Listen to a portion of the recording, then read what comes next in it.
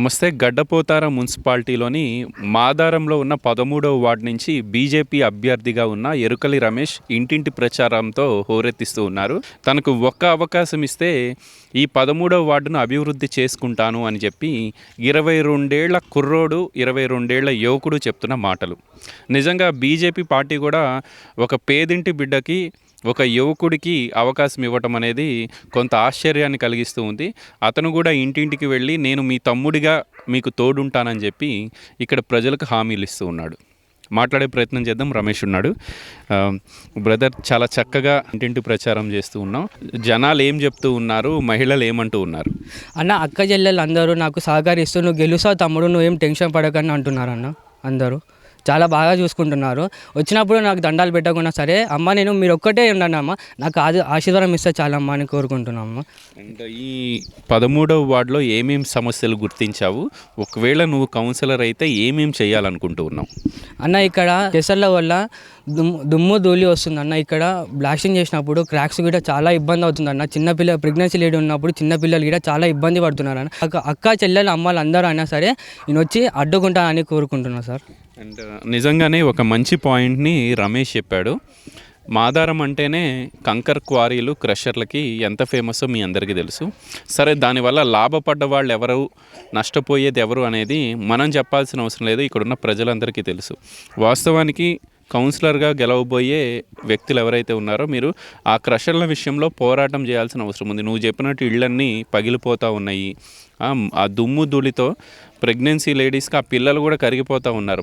చాలామందికి తెలియని విషయం అది. అన్న, ఇవి అన్నీ గెలిచినా గెలవకున్నా కానీ ఒకటే చెప్తానన్న, మనస్ఫూర్తిగా నేను అవి రమణన్నకు చెప్పి కానీ నేను కానీ అడ్డుకుంటాను. గెలిచినా గెలవకుండా ఒకటే చెప్తున్నా, అన్నిని అడ్డుకుంటాను. నాకు తోచినంత కానీ నేను మాట్లాడగలుగుతానన్న. వాళ్ళని అడ్డుకుంటూ ప్రశ్నిస్తామన్న, అందరినీ ప్రశ్నిస్తాము. ఒక్కని కాదన్న, 10 సంవత్సరాల అధికారంలో ఉండి వాళ్ళు ఆపలేకపోయారన్న. నాకు అధికారం వచ్చినా రాకపోయినా ఖచ్చితంగా మేము మాట్లాడగలుగుతామన్న. మాట్లాడమన్నా 100 మంది ముందర మాట్లాడడానికి నేను రెడీ ఉన్నా అన్న. ఏం సమస్యలు ఉన్నాయి? రోడ్లు, డ్రైనేజీలు, మోరీలు ఏమైనా సమస్యలు ఉన్నాయా? అవి చేయాల్సిన అవసరం ఉందా? ఉందన్న. ఇక్కడ గల్లీలో రోడ్లు చాలా మందికి రోడ్ లేదన్న, వెళ్ళిపోతుంది. డ్రైనేజీ లేదు. ఒక రోడ్డు మీద అయితే డ్రైనేజీ పొంగిపోతుంది అన్న. అది ఎవరు చూడట్లేదు అన్న. కంప్లైంట్ ఇస్తే మాత్రం చేస్తామన్నా చెప్పి కాల్ కూడా లిఫ్ట్ చేయరు అన్న. చాలా మంది అధికారులు ఉన్నారు కానీ ఏం చేయట్లేదు అన్న. అధికారంలో ఉండి చేస్తామని ఎలక్షన్ వచ్చినప్పుడు మాత్రం అన్నీ చేస్తామన్నా, అన్ని హామీలు ఇస్తారన్న, కానీ ఒక్కటి మాత్రం చేస్తలేరు అన్న. ఇప్పుడు ఏదైతే ఉందో మాకు అధికారం లేనప్పుడే మేము అక్కడ వర్క్ చేసామన్న. అధికారం వస్తే ఇంకా డెవలప్ చేసామని కోరుకుంటూ. ఒక చిన్న కుర్రోడు అతను ఏం చేస్తాడు అని చెప్పి నీ గురించి, నీ మీద పోటీ చేసే బీఆర్ఎస్ వాళ్ళు, కాంగ్రెస్ వాళ్ళు లేపుతున్న ప్రచారం ఏం చెప్తావు? అన్న, నేను చిన్నపిల్లగాని అన్న, పెళ్ళి కాలేదు అని అంటున్నారు కదా, వాళ్ళు ఉన్నారు కదా, వాళ్ళు 10 సంవత్సరాలు ఏం చేసిరన్న? మనకేం చూపెట్టిరన్న? మనకేం మంచి చేసిరన్న? అందరూ ప్రశ్నించాలి. నీకు ఓటే నీకు వచ్చినప్పుడు అన్న నాకు ఏం చేసినావు అన్న? 10 సంవత్సరాలు ఉన్నావు, ఒక డ్రైనేజీ పొంగుతుంది, ఒక ఇల్లు కూలిపోతుంది, ఇందిరమ్మ ఇల్లు అని చెప్తున్నారు కదా, అన్నీ అడగాలమ్మా. మనకు డ్రైనేజీ లేదు, ఒక వాష్రూమ్ టాయిలెట్స్ కట్టిస్తున్నారు, వాష్రూమ్స్ కట్టించట్లేదు, రోడ్ లేదన్న, డ్రైనేజీ లేదు, రోడ్ లేదు. మేము ఒకవేళ గెలిచినాం అనుకో, మాకు అయినంత వరకు మేము మాట్లాడుకున్న ప్రజలతో అయినా సరే మాట్లాడిపిస్తాను నేను. అండ్ రమేష్ వాళ్ళ అమ్మగారు కూడా ఉన్నారు. మీ అబ్బాయిని అన్నీ మీరే అయి నడిపిస్తూ ఉన్నారు. వాస్తవానికి రమేష్కి తండ్రి కూడా లేడు, తల్లే తండ్రి ఈ ఎన్నికల ప్రచారంలో నడిపిస్తూ ఉన్న విషయం అయితే మనం గమనించాలి. అమ్మ, చాలా చెప్తా ఉన్నారు, చిన్న కుర్రోడు వాడేం చేస్తాడు అని చెప్పి ప్రచారం చేస్తూ ఉన్నారు. ఏం చెప్తారమ్మా? ఎవరైనా చిన్నప్పటి నుంచే ఎదుగుతుంటారు, ఒకటేసారి ఎవరు ఎదగరు. వాళ్ళకు కూడా అనుభవం వస్తుంది కదా, ఒకరోజు కాకుండా ఇవాళ కాకుండా రేపైనా వాళ్ళకు కూడా అనుభవం వస్తుంది. నా కొడుకు ఏం చేశాడు, చిన్న ఉండు అని అంటారు. నా కొడుకు తరపున నేను నిలబడతా.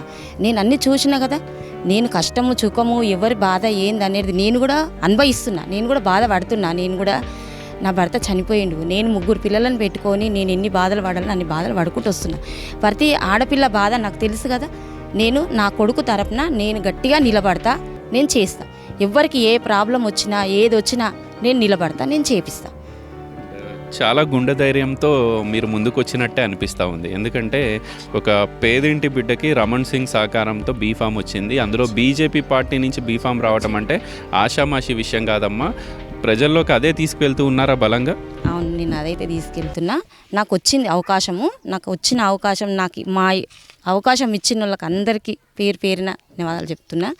నేను కంపల్సరీ న్యాయం చేస్తా. నా పిల్లగాన్ని నేను వెనుకేసుకొని నా పిల్లగాడు చిన్నగా ఉండు, నా పిల్లగానికి తెలియదు అని అంటుర్రు.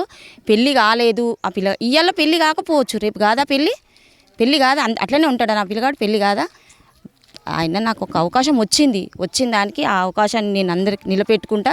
నా పిల్లగానితో నేను ఎన్నుకుండి నేను నడిపిస్తాను నా పిల్లగాన్ని. అండ్ మీరు కూడా స్థానికులుగా మీకు తెలిసి ఇక్కడ ఏం సమస్యలు ఉన్నాయో, రోడ్లు సరిగ్గా లేవు, డ్రైనేజీలు పొంగుతున్నాయి అని చెప్తా ఉన్నారు.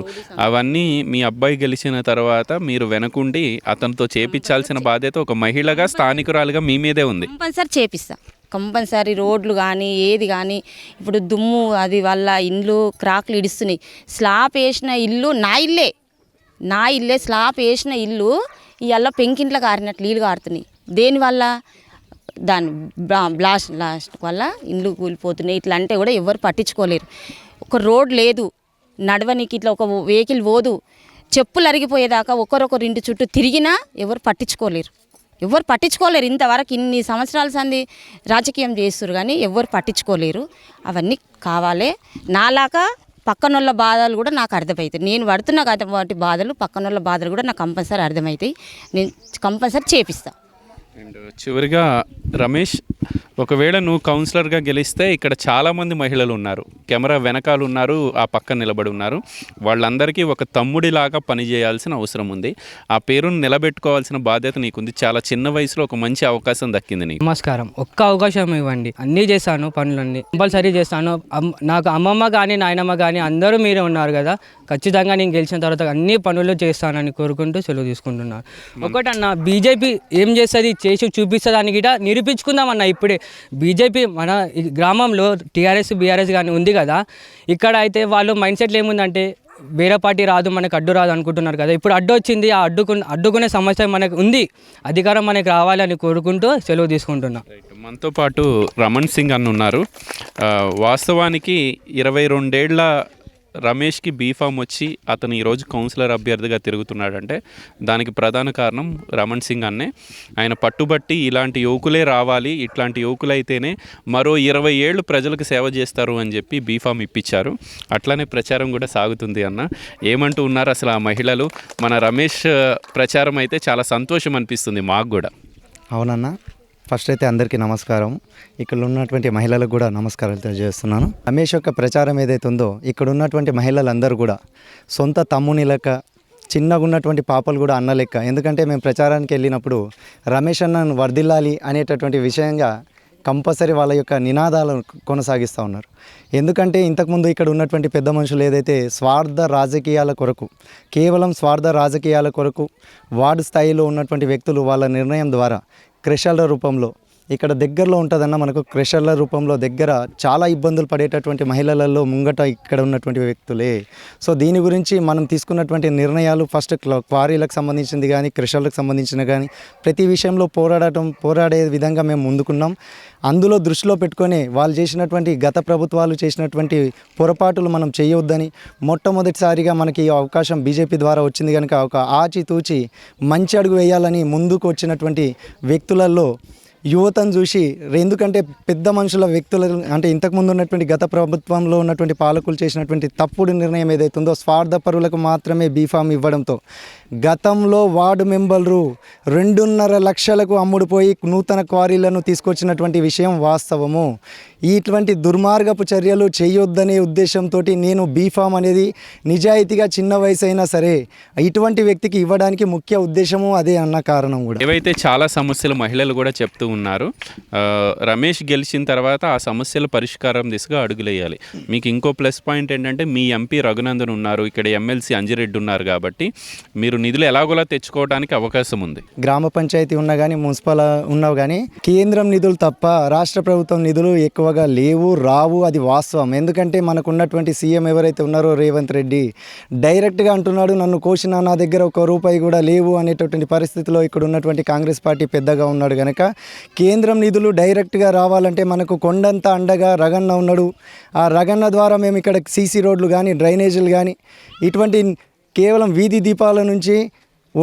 దీపాలు కానీ మున్సిపాలిటీ సభ్యుల యొక్క జీతాలు కానీ వచ్చేది కేంద్ర ప్రభుత్వం యొక్క డబ్బులే కనుక ఎట్టి పరిస్థితుల్లో ఈ వార్డులో ప్రతి సీసీ రోడ్డు డ్రైనేజ్ ఏది కూడా ఇబ్బందులు లేకుండా చేపిస్తారని నమ్మకం ఉంది. ఎందుకంటే మేము అడగడమే లేటు, ఖచ్చితంగా అన్న సహకరిస్తాడు అని మేము కోరుకుంటున్నాం అన్న. అండ్ 12వ వార్డు నుంచి అమ్మగారు కూడా బరిలో ఉన్నారు కాబట్టి ఆ వార్డులో కూడా మీరు ఇంటింటి ప్రచారం చేస్తూ ఉన్నారు. ఇప్పుడు 12, 13 వార్డులు చాలా కీలకంగా కనిపిస్తూ ఉన్నాయి. వాస్తవానికి ప్రత్యర్థులు కూడా కొంత భయపడుతూ ఉన్నారు. వీళ్ళు ఎక్కడి నుంచి వచ్చారా బాబు ఈ కుర్రోళ్ళు అని చెప్పి వాళ్ళ గుండెలు అదిరేలాగా మీ ప్రచారం కొనసాగుతూ ఉంది. అవునన్నా, ఎందుకంటే ప్రతి వార్డులో భోగసోట్లను కూడా పెట్టుకున్నారు. 12వ వార్డులో 102 భోగసొట్లు ఉన్నప్పటికీ కూడా వాళ్ళ ప్రచారంలో నాకు కట్టిపెట్టిన 100 ఓట్లు ఉన్నాయి అనేటటువంటి వ్యక్తి గిట నిన్న రగన్న యొక్క ప్రచారం ద్వారా తెల్లారి నైట్ మొత్తం పండుకోలేని పరిస్థితులలో ఉన్నారు. ఎందుకంటే 102 ఓట్లు కట్టి పెట్టుకున్న తర్వాత గిట గ్రామంలో వాళ్ళు చేసినటువంటి వైఫల్యాలు ఏదైతే ఉన్నాయో, క్రెషర్లు కానివ్వండి, అక్రమంగా మిషన్ కాకతీయ ద్వారా వాళ్ళు నల్లమన్ను ఏదైతే ఇక బట్టీలకు అమ్ముకున్నారో అటువంటి కార్యక్రమాలు ఏదైతే వాళ్ళు చేసినారో వాళ్ళ వైఫల్యమే మాకు కొండంత బలంగా మారినటువంటి పరిస్థితి ఉన్నది. ప్రజలందరికీ తెలుసు. వీళ్ళు అనుకుంటున్నారు ప్రజలకి ఏమీ తెలియదు, ఎలక్షన్లలో 10, 20 వేలు పాడేస్తే వాళ్ళే ఇస్తారనే భ్రమలో ఉండే.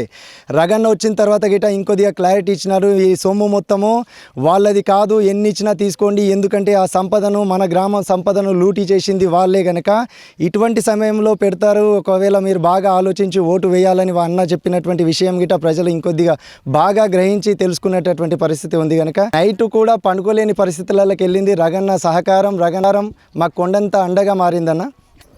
ఎంత డబ్బులు ఇచ్చినా తీసుకోండి అనేది నేరుగా చెప్పిండంటే దాంట్లో వాస్తవం ఉన్నది. ఎందుకంటే గతంలో మేము క్రెషర్ల గురించి రగన్న దృష్టికి గిట తీసుకెళ్ళిన తర్వాత గిట వీళ్ళు స్వార్థంగా ఈ ఏదైతే క్రెషర్ యాజమాన్యాలతో చేతులు కలిపి డబ్బులు తీసుకున్నది ఈ 2 పార్టీలకు సంబంధించినటువంటి వ్యక్తులు. అది తెలిసి అన్నాడు. నేనంటే నార్మల్గా ఒక సామాన్య మానవుడు చెప్పిండంటే అబద్ధం అనుకోవచ్చు. ఎంపీ హోదాలో అన్ని తెలిసినటువంటి వ్యక్తి చెప్తున్నాడు. ఇందులో నిజం ఉంది కనుక, ఇది సత్యం కనుక ఆయన చెప్పింది వాస్తవం, అందుకే తీసుకోమని ఈ విధంగా చెప్తున్నాడు. ఆ డబ్బులు వాళ్ళవి కావు. ప్రతి ఒక్క ఓటరు కూడా ఎవరైతే సభ్యులు ఉన్నారో ఆలోచించి నిర్ణయం తీసుకోవాలి. ఓటు అనేది చాలా చాలా ఇంపార్టెంట్. ఫైనల్గా 13వ వార్డు నుంచి తానేం చేస్తాడో రమేష్ చెప్తూ ఉన్నాడు. 12వ వార్డుకి ఏమేమి అవసరాలు ఉన్నాయి, అమ్మగారు కౌన్సిలర్ అయితే ఏం చేయబోతూ ఉన్నారు? నా ముఖ్యంగా ఏంటంటే నేను సొంత నిధుల ద్వారా ఒక 3 కార్యక్రమాలను నేను తీసుకున్నానన్న. ఎందుకంటే గత ప్రభుత్వంలో ఎన్నో అక్రమాలు జరిగిన, ఎందుకంటే కళ్ళ ముంగట నేను చూసినటువంటి పరిస్థితి, వాటిని దృష్టిలో పెట్టుకొని సీసీ కెమెరాలు ఏదైతే ఉన్నదో ఎలక్షన్లు అయిపోయిన 15 రోజులలోనే సీసీ కెమెరాలు నేను మా విలేజ్లో నేను కేటాయిద్దాం అనుకున్నానన్న. అదేవిధంగా మనం పంచాయతీ నుంచి ముంగట వస్తుంటే లెఫ్ట్ సైడ్ ఏదైతే డ్రైనేజ్ ఉన్నదో పంచాయతీకి నేరుగా గ్రామంలో వస్తుంటే అది సొంత నిధుల ద్వారా వారంలోనే కంప్లీట్ చేస్తా అని అక్కడ మా ప్రజలకు కూడా విన్నవించుకోవడం జరిగింది. ఇది కాకుండా అతి ముఖ్యమైనటువంటిది ఏంటంటే బతుకమ్మ ఘాటి ఏదైతే మేము మంత్రికుంట గ్రామంలో బతుకమ్మ ఘాటి కట్టించినాం, గూడమైనప్పటికీ కూడా మన గ్రామమే అని అక్కడ కట్టించినాం. అదేవిధంగా మన సొంత గ్రామంలో గిట్ట మహిళలకు ఏదైతే గ్రామ పంచాయతీ వెనుక ఇప్పుడైతే మున్సిపాలిటీ ఆఫీస్ వెనుక ఏదైతే ఉన్నదో ఆ ఏరియాలో మొత్తం ఫ్లోరింగ్ చేపించి బతుకమ్మ ఘాటి కట్టిస్తానని చెప్పేసి మహిళలకు కూడా మాట ఇవ్వడం జరిగింది. అదేవిధంగా ముందు చూపుతో ఆలోచించి ఆ యొక్క మార్కెట్ని గాంధీ బొమ్మ ఏరియాలో ఏదైతే ఉందో అక్కడ నిర్మించే దిశగా వెళ్తున్నానన్న. రకంగా చిన్న ఫంక్షన్స్ కానీ ఏదైనా మీటింగ్స్ కానీ చేసుకున్న రోడ్లో కూడా ఎవరికి డిస్టర్బెన్స్ జరగకుండా ఉంటుందని భావిస్తూ యువత అండ్ అదేవిధంగా ముసలి వయసులో కూడా ఎవరైతే ఉన్నారో రోడ్ల మీద వాకింగ్ చేయకుండా మన గ్రామంలోనే నడిచేటటువంటి విధంగా రౌండ్ లైట్లు పెట్టి లోపల ఏం జరిగినా బయటకు ప్రజలకు కనిపించే దిశగా తీసుకెళ్తానని, అందుకు ముఖ్యంగా మనకు అన్న సహకారంతో CSR నిధులు తీసుకొచ్చి పెడతానని చెప్పేసి మరీ చెప్తారు. ఇవన్నీ జరగాలంటే గ్రామంలో ఉన్నటువంటి మాదారం గ్రామంలో ఉన్నటువంటి ప్రజలకు, యువతకు, మహిళలకు, అక్కలకు, చెల్లెలకు ప్రతి ఒక్కరికి చేతులెత్తి మొక్కుకుంటూ వేడుకునేది ఒకటే, గత ప్రభుత్వ పాలకులు చేసినటువంటి దుర్మార్గపు చర్యల ద్వారా గ్రామంలో పలు కార్యక్రమాలు అనర్థానికి వెళ్ళినాయి, అనర్థాలకు దారి తీసినాయి. సో ఇవన్నీ దృష్టిలో పెట్టుకొని ఇప్పుడైనా గ్రహించి మంచి ఆలోచించి బీజేపీ పార్టీ బలపరిచినటువంటి సభ్యులు ఎవరైతే ఉన్నారో నిరుపేద కుటుంబ సభ్యులు కనుక వాళ్ళు ఏదో స్వార్థంగా కాకుండా నిజాయితీగా సేవ చేయాలనే ఉద్దేశంతో వస్తున్నారు కనుక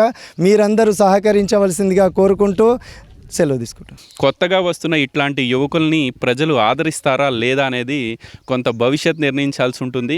ఇదంతా వాళ్ళ చేతిలోనే ఉంది కాబట్టి ప్రజలు ఆలోచించి ఓట్లేయాలని చెప్పి న్యూస్ 16 కూడా కోరుతూ ఉంది. వీడియో జర్నలిస్ట్ కదీర్తో గోపికృష్ణ, న్యూస్ 16 మాదారం నుంచి.